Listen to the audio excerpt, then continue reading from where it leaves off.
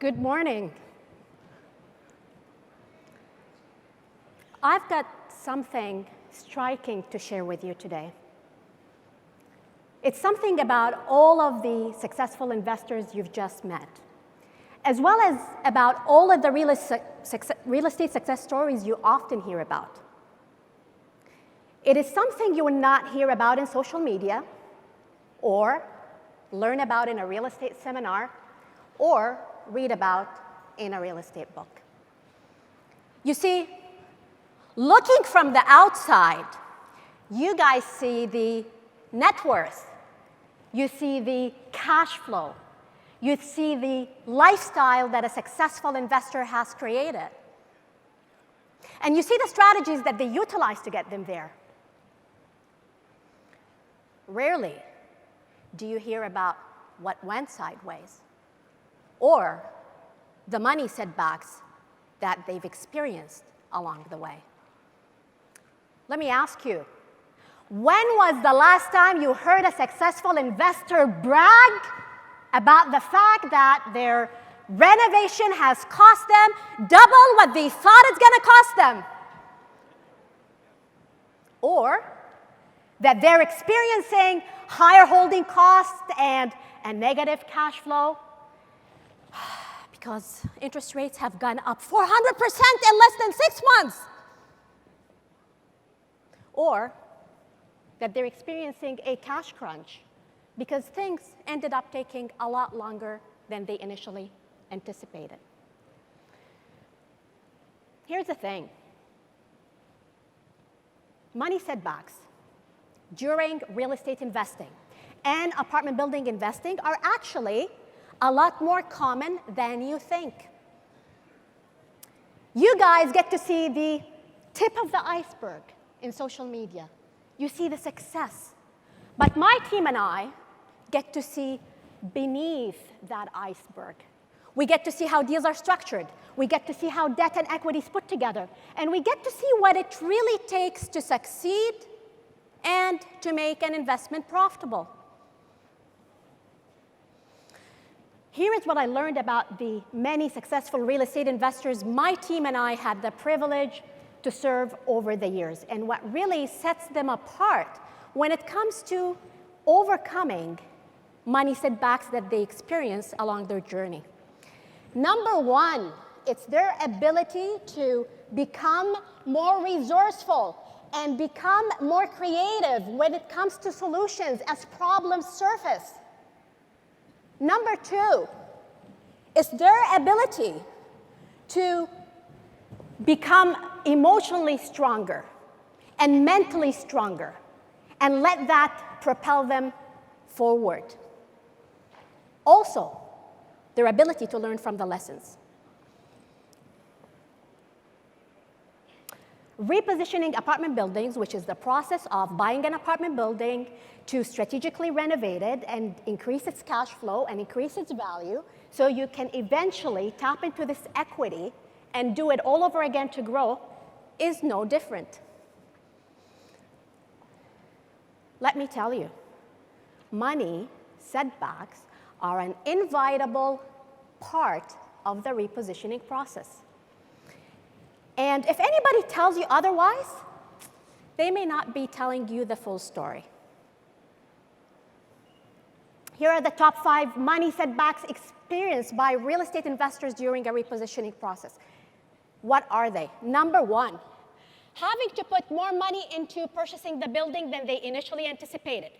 Number 2, dealing with a shortage of funds because renovations ended up costing more or timelines took much longer. Number 3, not getting enough money at the time of the refinance despite the fact that they have increased the value of the building. And number 4, facing higher financing costs in terms of interest rates, maybe shorter amortization or higher fees, which end up eating into the return on investment and the cash flow. And this is the one that I really don't like, which is running into financing surprises in the midst of the deal because the lender may have changed their guidelines, Maybe they decided not to lend in this market that you're buying in, or cut down the loan amount, or ask your money partner for extra documentation to guarantee the mortgage with you when your money partner just wanted to invest passively with you and wants nothing to do with the paperwork.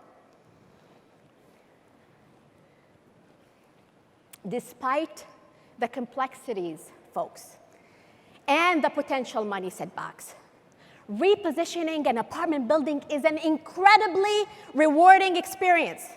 And it will definitely take your net worth and lifestyle to the next level, to new heights. My intention for today is to help you walk into your next apartment repositioning project with your eyes fully open. I want to equip you with the knowledge and the financing strategies that will help you structure your deals successfully, but also mitigate the risks of the common money setbacks investors experience during a repositioning project.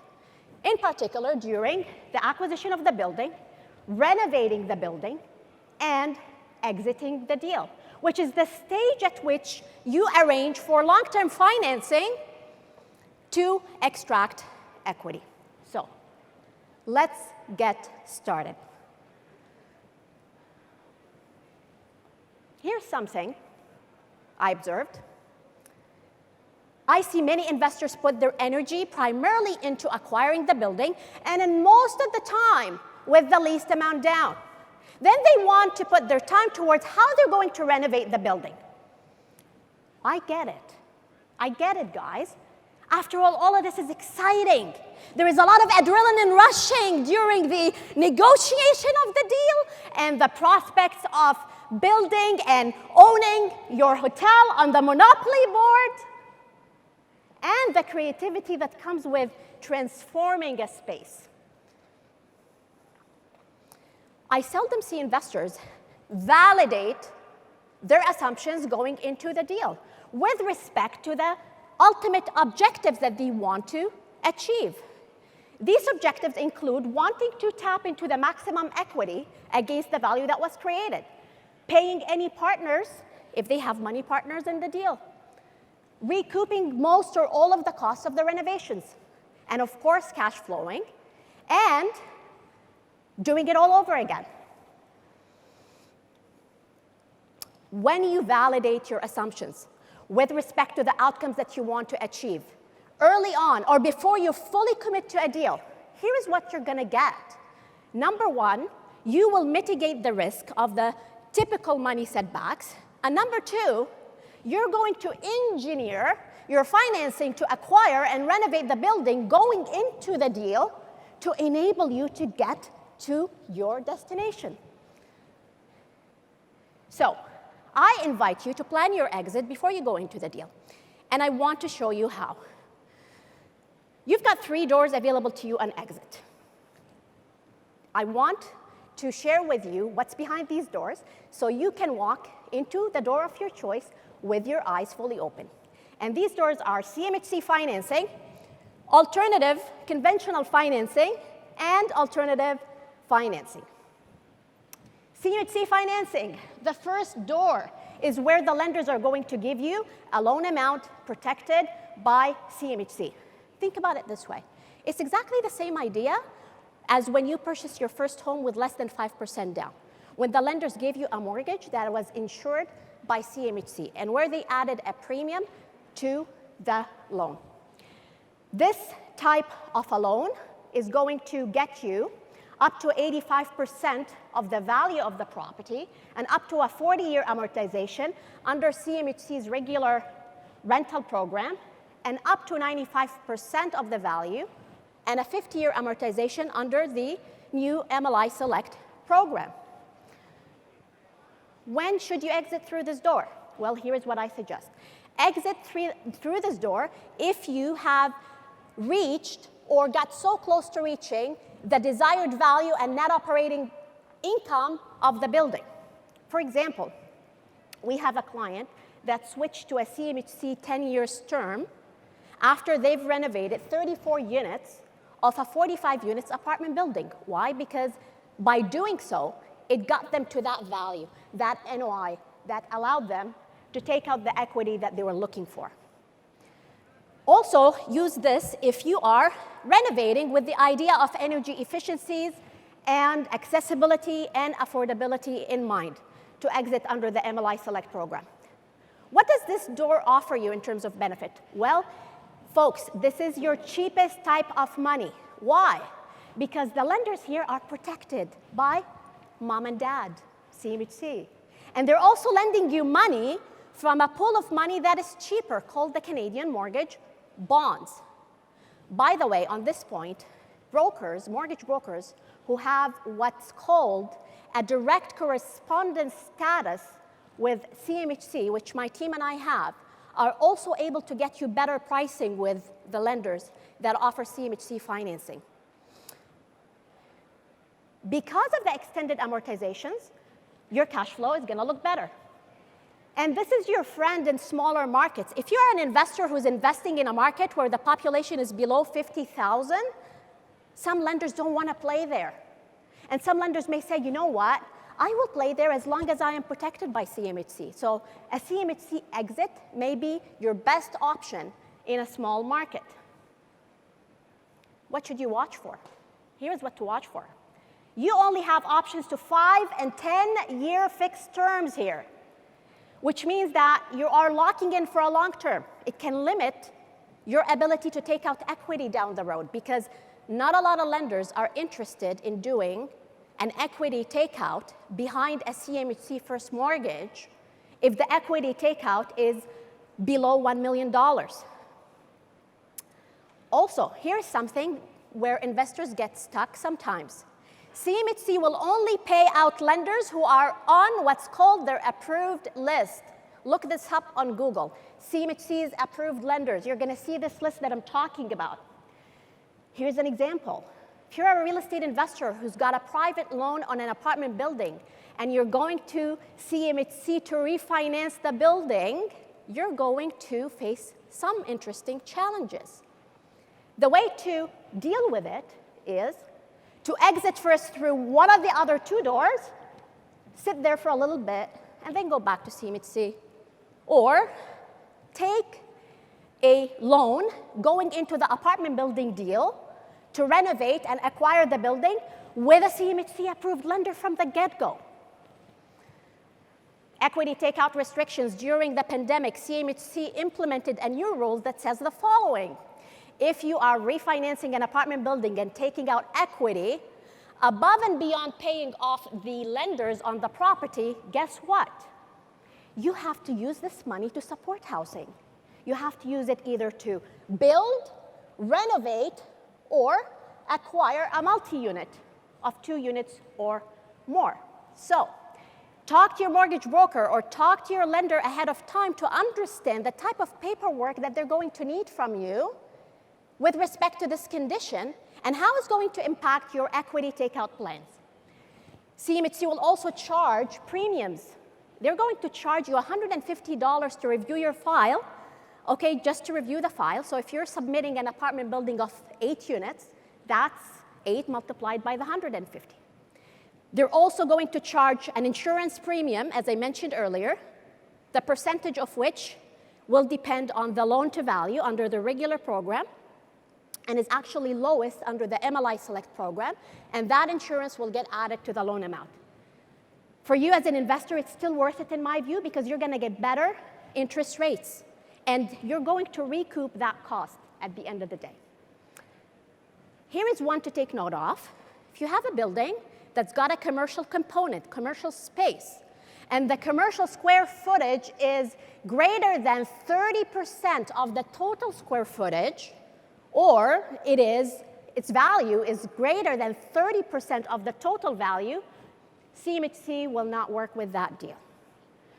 Expect longer closings here because things take a little longer here. Approvals may take up to 2 or 3 months. All right, let's talk about the second door. I like red doors. Conventional financing. This is the second option to exit through, and it is next in terms of pricing after CMHC. Under this option, you can get up to 75% of the value of the property and up to a 25-year amortization. I invite you to exit through this door if you're not ready to lock into a CMHC long-term loan, or buy yourself some extra time to renovate some remaining units by taking a 1 or a 2 years fixed or a variable rate to renovate the units before you get into your desired net operating income and value. Or, as I mentioned earlier, to pay off a lender that is not on that CMHC approved list. Here are the good things about this option, folks. Flexibility with equity takeouts. They don't have the same rules CMHC has. And here's one of my favorites, exceptions. What's an exception? It's when you or I go to the lender and say, I know you guys are using a 5% vacancy allowance here and you're using all of these reserves and your book says this, but here is how we're running this building. Here is evidence that this number should be lower. Can we work with something different? And what does that mean? It means that you can get maybe a bigger loan amount or you get bigger terms through these exceptions. In here, you've got options. You've got 1, 2, 3, 4, 5-year fixed options. You've got variable rates. You've got variety here. You've got a buffet. And you can expect faster closings. What should you watch for? Because of the shorter amortization and the higher costs, your cash flow is going to be less. Also, that shorter amortization and higher interest rate, what does it do? It puts pressure on the debt coverage ratio, which we will talk about shortly, which makes the loan amount smaller under this option. And here's a third one that I don't think a lot of investors know about. It's called alternative financing. That's the third door. This is the most expensive out of the 3 doors, okay? And under here, you can get up to 75% of the renovated value and, cool feature, up to a 30-year amortization on an apartment building as long as it does not have a commercial component. Exit through this door if you are not yet ready to lock into a CMHC long-term loan. And you've explored the conventional options and they're not giving you the desired loan amount that you're looking for. Here's what I love about these lenders. You can actually qualify for a larger loan amount because they use a lower debt coverage. They use a 1.1 versus the 1.2 or the 1.25 that you typically hear about. And they are opened on a case-by-case basis to using income from your business or from your rental portfolio to help the building qualify for a bigger loan. And here is a cool one that investors love. They allow a second mortgage or a vendor take-back up to 85% of the value. And they are also generally flexible on equity takeouts. And despite the fact that their interest rates are higher, your cash flow will likely look better. Why? Because you're getting that 30-year amortization. Over here, guys, you're going to watch for higher rates and higher fees in general. And they are also very selective about the markets that they play in. They may cut down the loan amount, or they may say no altogether.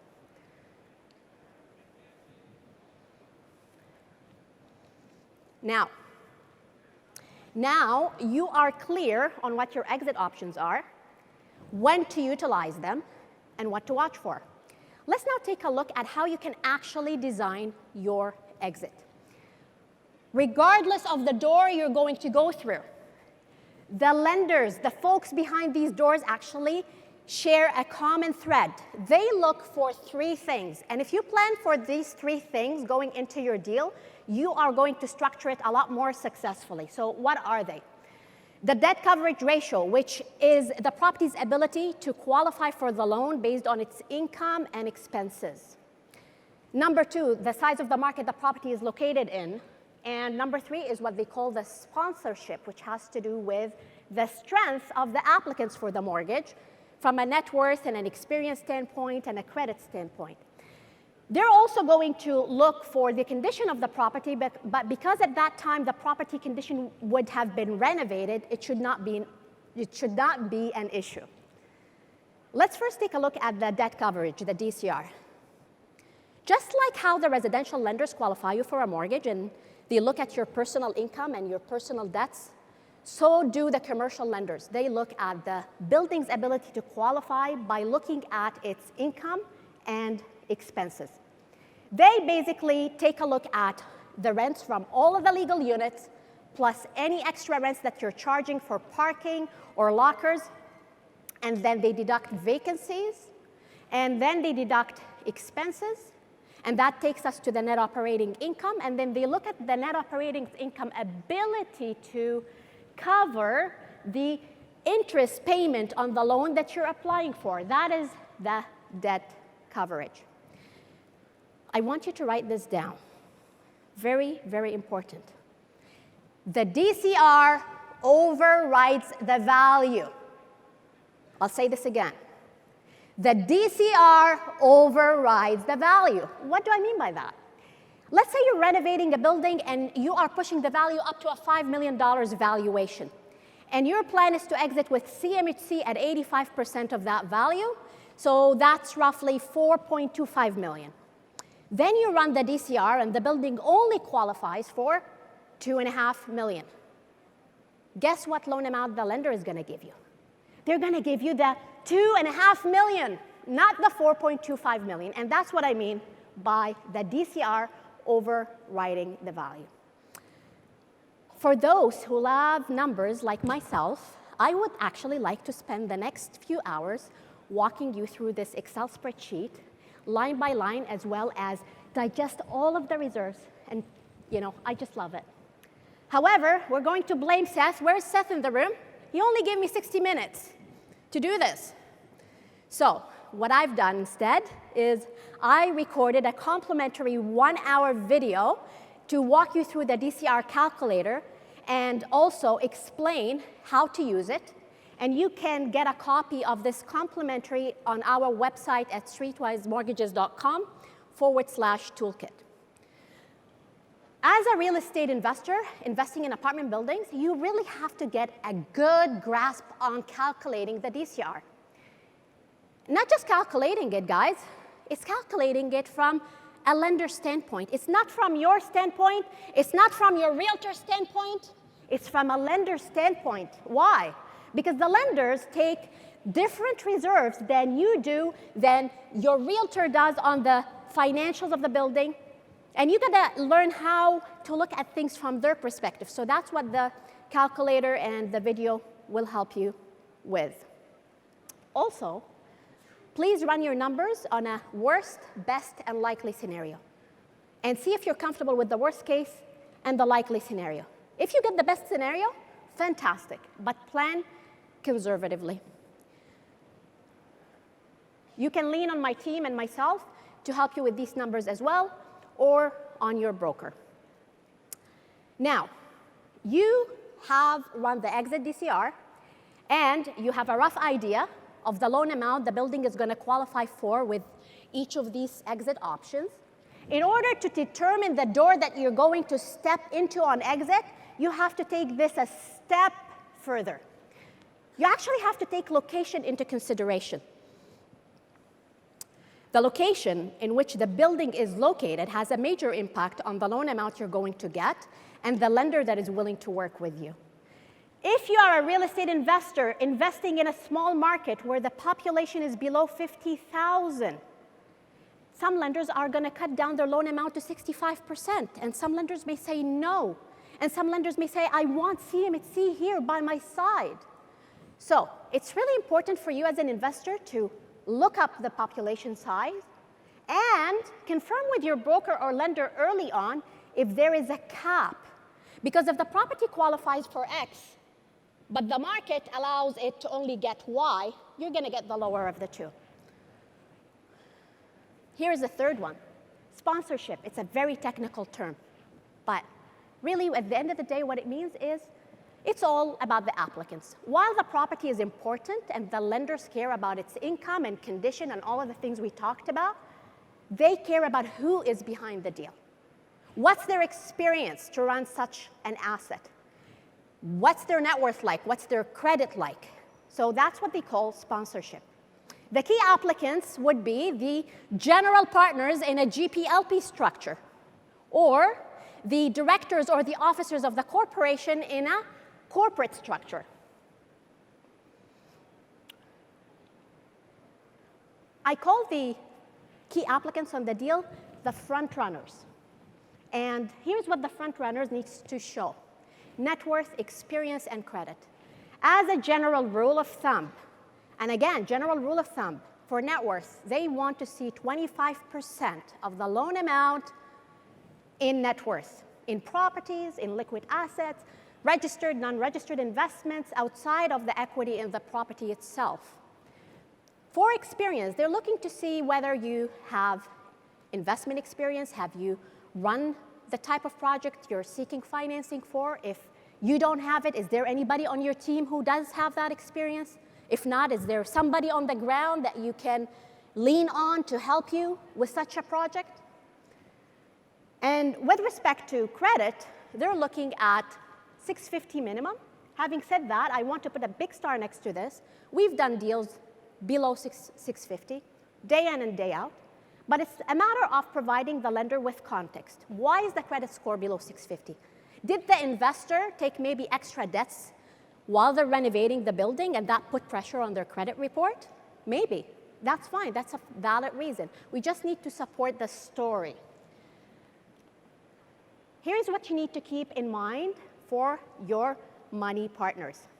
First of all, the lenders are going to do their own due diligence on the shareholders and the limited partners if you're using a GP-LP structure.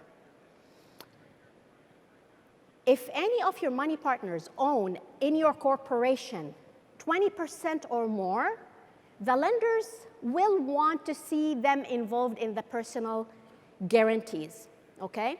And if the front runners do not have sufficient net worth, typically the lenders will look over here for someone to help the net worth, okay? So keep that in mind. It's important, therefore, for you to go into the deal understand, making sure that the front runners can demonstrate the best experience, the best net worth, the best credit to mitigate the risk or reduce the risk of the lenders asking your partners to participate through paperwork and personal guarantees. Because at the end of the day, many partners just want to be passive in the deal, but if they are going to participate in the guarantees, they're probably going to look for a higher return. I'm really thirsty right now, by the way.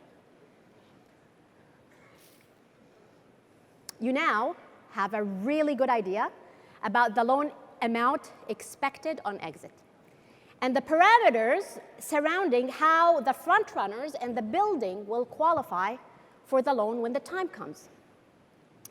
It's like knowing how big the money glass is going to be and what it really looks like. With that knowledge, you can then choose how much water you're going to pour into that glass going into your deal. Think about it this way. Water represents the amount of debt you are going, thank you. Water represents the amount of debt you are going to take to renovate and acquire the building. And the white space represents how much money you're going to raise from your money partners. I want you to be careful. Be careful about how much debt you take up front to acquire and renovate the building. Why? Because you don't want to be in a situation where the glass is this big and you have taken this much debt, which really means that at the end of the day, you're going to run into a shortage and you're going to have to cover it either from your own pocket or call one of your partners for a cash call or seek new money to bring into the deal to do so. Or maybe work with a lender that is going to give you the option to keep some of that debt in second position. So think about that and be careful about how much debt you take going into the deal. Who's excited to learn about the strategies now that you can utilize to acquire and renovate the building? I'm going to dig into all of it. You guys are going to learn all of them. You've got 6 of them available to you, okay? And these are not independent strategies. You can actually mix and match a lot of them. You've got unsecured financing, which investors call promissory notes. You've got private mortgages, vendor takebacks, bridge financing, traditional financing, which is assuming an existing mortgage or arranging for a new mortgage, and raising money through money partners. As you move from 1 to 5, your cost of money goes down generally, and your risk of using that type of money goes down. Money partners, which is number 6, is what I call patient money. It's the type of money that you're going to get that is patient, is going to wait for you to renovate the building and do what you need to do. But it may cost you in the long run, depending on how you structure the deal. Which strategies to use? You've got 6 of them here. Which ones to use? Well, it all depends on the capital available to you at the time you acquire the deal. Your risk appetite. Is there enough upside in the project to allow you to use the type of money that you chose to use? Will you be able to finish the project within the timelines that the money tool offers you? Let me give you an example. Let's say you don't want to go out and raise capital, and you don't have much to put into a deal. Well, guess what? You then have to use creative strategies. That's your number 1, 2, and 3. Let's say you are conservative and you're going to buy a building that you're going to renovate slowly. It's going to take you time. You're not pushing people out. You are very patient. As they turn, you're going to renovate and increase the rents. It's going to take you maybe 5 years. If you're going to use that type of strategy, it doesn't make sense to go and use private money at double cost, because that's going to work against you. It's going to eat into your return on investment and into your cash flow. My point is, your project is unique. Your situation is unique. You are unique. Please do not just jump into a money strategy because it sounds so cool and everybody's talking about it. Please understand why you're using it, how you're going to use it, how you're going to mitigate your risk. Be conservative. Plan for the worst case and the likely case. Be conservative in your timelines and your budgets. And most importantly, design your strategy going into the deal with your exit in mind. Let's talk about unsecured funds, which are promissory notes. This is the type of money that investors use to supplement a shortage for buying the building, or maybe a shortage to renovate. I've also seen some investors use promissory notes to fund the whole renovation. This is the type of money that is available to you in some of the investment communities, where individuals or entities are willing to lend unsecured money at double digits. I've seen them at 17% or more. Having said that, some sophisticated investors who have established a track record and a reputation are able to get this money for cheaper. I'm just quoting you the general rules. This type of money is super fast. Why? It's because there is nothing that gets registered on properties. There is actually no lien, no mortgage, and the paperwork is very, very, very light. Here's what to watch for. This is your most expensive type of money, unless you have a source within your community and you've established rapport and a relationship to get it at a cheaper terms.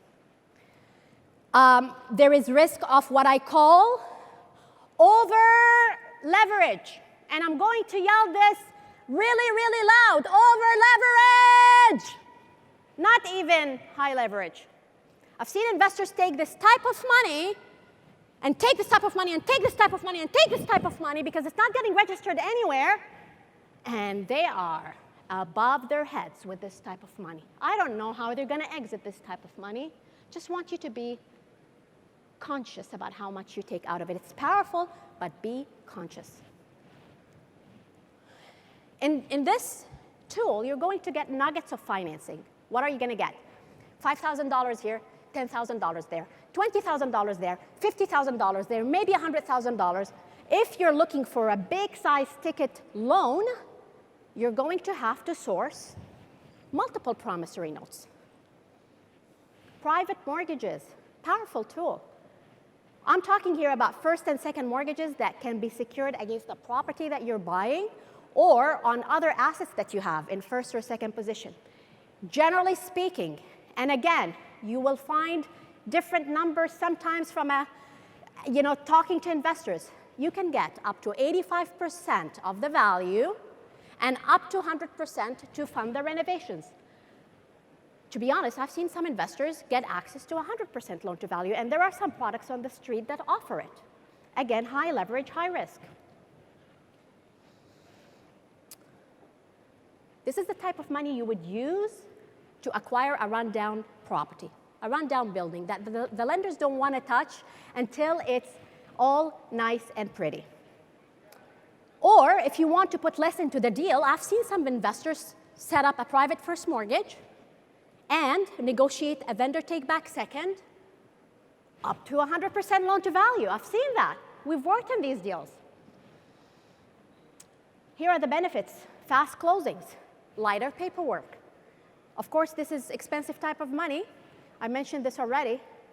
Flexibility. Over here, you can actually negotiate. Maybe you can negotiate making a monthly interest payment instead of the lender deducting the interest on the entire loan upfront.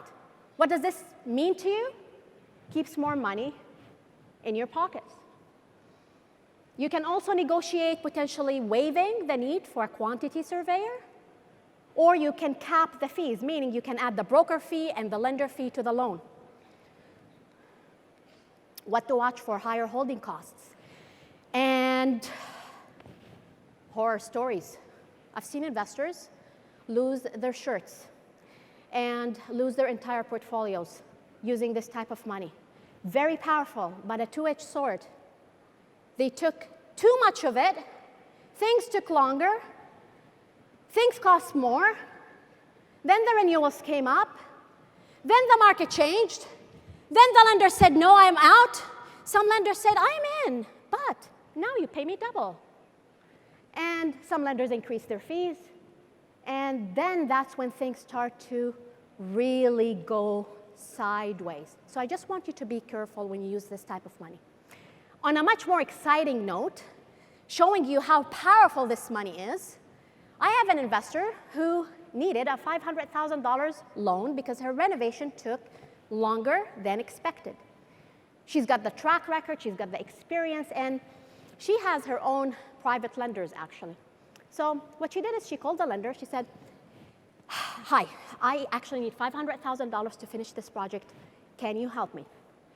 She showed this to me next day at her desk, a check for $500,000 right there at her desk from her private lender. That is the power of keeping promises, showing track record, protecting investors, and delivering. So very powerful type of money to grow, but you gotta be careful how you use it. Vendor take-backs is the third strategy. You can negotiate a vendor take-back at more favorable terms compared to getting a private loan. Cheaper interest rates, no broker fee, no lender fee, more favorable terms. Here's what to watch for, and investors make this mistake. I see it happen a lot. Let's say the seller is willing to give you a vendor take-back. They're happy to give you the vendor take-back. If you are going to assume an existing mortgage on the property or set up a new traditional mortgage, guys, the fact that the vendor said, yes, I will give you $300,000 vendor take-back doesn't mean that the lender is going to agree to it. Some lenders don't want second loans behind their mortgages altogether, so you gotta confirm that. And the property has to support the payment on the first mortgage and the vendor take-back. The DCR has to support it. So you gotta make sure that's the case. and you may have to go back to your seller and cut down the loan amount or negotiate a different interest to make the numbers work. If your repositioning project is going to take up to 24 months, and let's say going into the deal, the lender likes the location, they like your experience, they like the credit, they like the net worth, they like your exit strategy, then I highly recommend this type of financing. It's called bridge financing. Bridge financing offers you actually the cheapest or more cost-effective way to acquire and renovate the building. It's essentially a bundle loan that gives you two loans at the same time. A loan to acquire the building, it can go up to 85% of the value. Sometimes I've seen it higher on stronger files, and up to 100% loan to value to renovate, both at interest only, at prime plus 1 point something to 3% today, and we all know that prime is sitting at 6.7. When you take this tool, you're actually reducing your risk of exit. Why? Because the lenders who offer this type of money want to make sure they're comfortable with your exit. They're actually going to give you just enough so they get paid when the time comes. So over here, you may get a lower loan amount compared to private money, but your exit is protected. And if you know you're going to exit with CMHC, I invite you to consider a bridge loan with a CMHC-approved lender from the get-go. It actually helps you go through a smoother process going to CMHC. Here's what to watch for. Most lenders here are going to deduct the interest on the acquisition loan at the time of closing. So let's say you're qualifying for a loan of $2.5 million to purchase the building, and it's an 18-month term, and the interest rate is the interest amount is $340,000. Guess what you're going to get on closing? You're going to get the $2.5 million minus the $340, minus the lender fee, minus the broker fee if there is a broker involved. So you will have to plan to come up with the difference out of your own pocket or with your investors. If you're getting a renovations loan, let's say the lender is giving you 80% on $1 million renovation, that's $800,000. They want to see that you are putting your money first into the renovation before they start to cut checks for you for that renovations loan. So $1 million renovation, they approve you for $800,000, you got to start with the $200,000. This is going to be heavier on paperwork. The loan to values here tend to be lower than getting a private loan, as I mentioned. And the lenders here will want to do, they're going to do due diligence on your partners. So if you're acquiring the building and you're going to these types of lenders and your money partners are bringing capital to the deal, the lenders will do their own due diligence. Anti-money laundering rules, they want to know who these people are who are also involved in your deals. Traditional mortgages. This is about assuming an existing mortgage on the property or applying for a new traditional mortgage. So if you're going to transition the building over a long time period, this approach actually works well. Why? Because you don't have that clock ticking on you. You don't have a loan term for 18 months that is going to tick after the 18 months, or a private mortgage that is going to tick at the time of renewal. This is patient money. What should you watch for here? Well, you're going to get lower loan to values here. Indeed. Why? Because the mortgage is based on the current performance of the building, not where it's headed. And if you're buying a building where you're going to increase the net operating income, most of the time, they're not going to qualify for big traditional mortgages. At the time of acquisition, you're looking at a 50%, maybe 60%, unless you're buying in a small market where the price per unit is cheaper.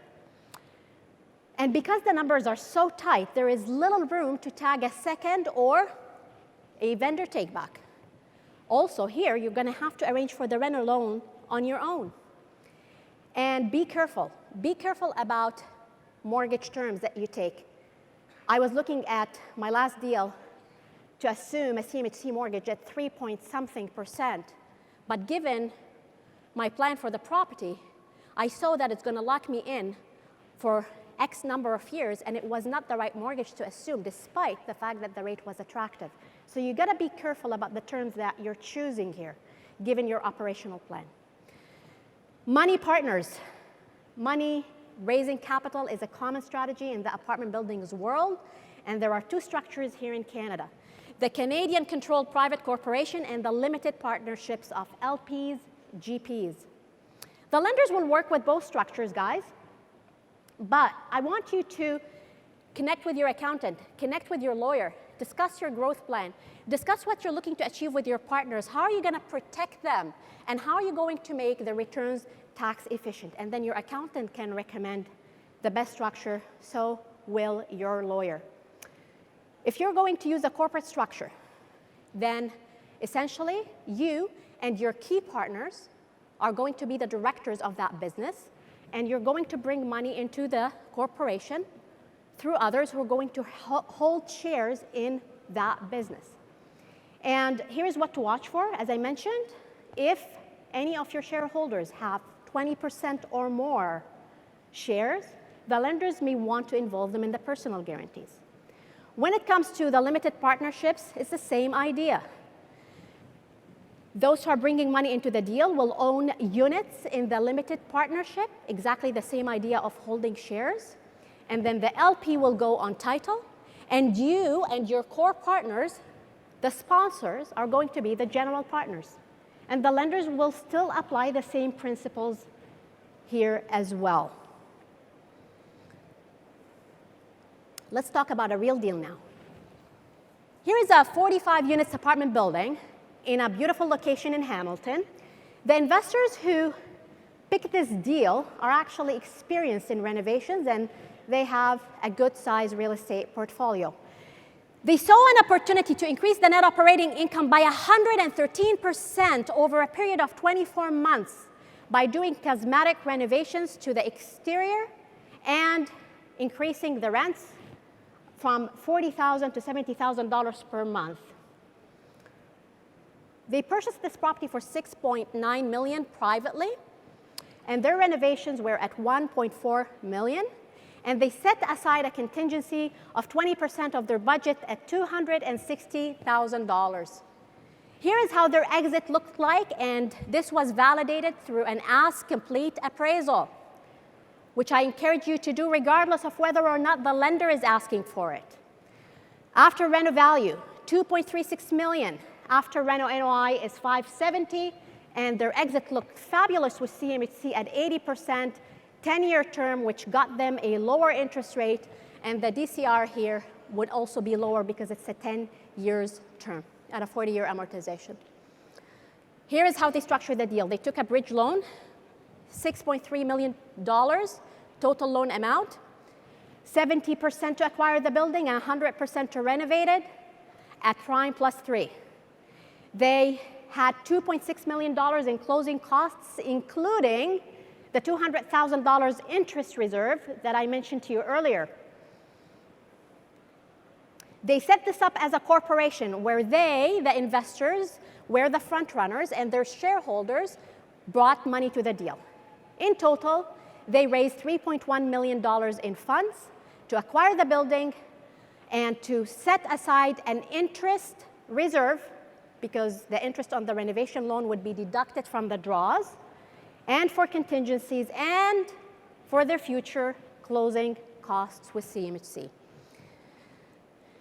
In simple math, they put $9.4 million into this deal between the capital raise, the loan they took to acquire it, and the loan they took to renovate. And on their refinance, they're getting $9.5 million to clear the loan and extract equity. By the way, that's what I call exiting by design. Now, for the past several weeks leading to this conference, I've been thinking about how I can be of more service and more value to you guys beyond what I just shared with you today in this presentation. So I decided to put together over 25 hours of content on several multifamily topics that investors have been asking me about. I interviewed the successful investors you saw earlier, asked them about their journey, about their top lessons and their top strategies. I also went and interviewed lenders about how they look at files. I interviewed appraisers about the ask-complete valuations and the cap rates, and I interviewed investment experts or coaches about property management, risk mitigation, renovation. I've also included our enhanced debt coverage calculator with all of the new CMHC assumptions across all provinces. And I am putting together new content on the MLI Select program next month, interviewing lenders, interviewing investors who've utilized that famous program, and also exploring how you would qualify for it. And I'm also interviewing an energy engineer to walk you through how to qualify. This content alone is worth, in time investment and knowledge, over $1,500.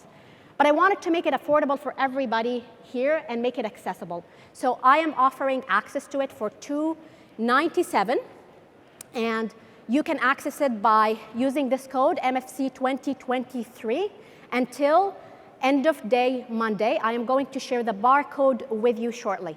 Until end of day Monday.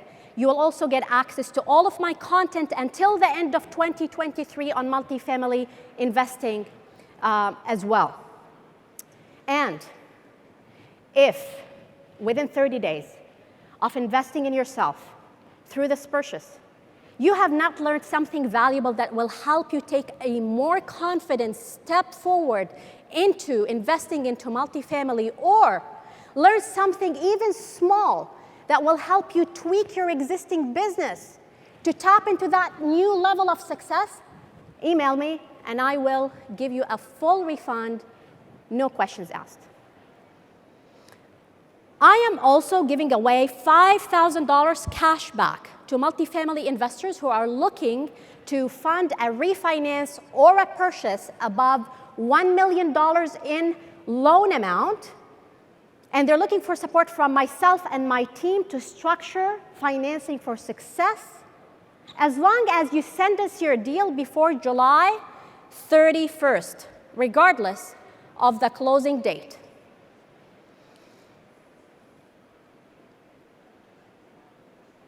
And if you are an investor who's invested in residential properties and you're looking to level up to multifamily, and you have all sorts of questions, like what size of building will I qualify for?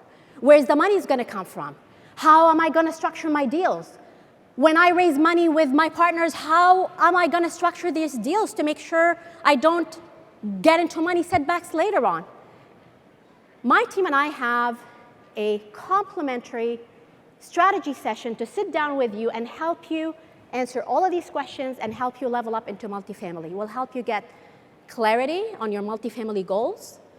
We will help you identify the financing gaps, close the financing gaps, and we will give you hand-holding and support as you evaluate deals and help you validate your assumptions and help you with funding so that it goes smoothly. This is complimentary, and you can also access it through this barcode along with the program and the discount, and get the cash back on your live deal.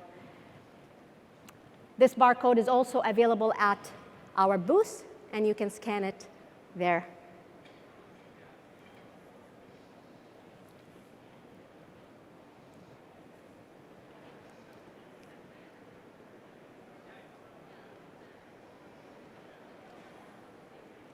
Let me leave you with one final thought. Regardless of where you are as a real estate investor right now on your investment journey, whether you're starting out or whether you have a residential portfolio and you're looking to level up into multifamily. Or whether you're a veteran investor and you found your groove in investing in multifamily and you're looking to top it to the next level and maybe set up your own fund or your own REIT. Regardless of where you are, you may experience some money setbacks or stumbling blocks along the way. Just remember, one of the secrets of life is to make stepping stones out of stumbling blocks. Thank you.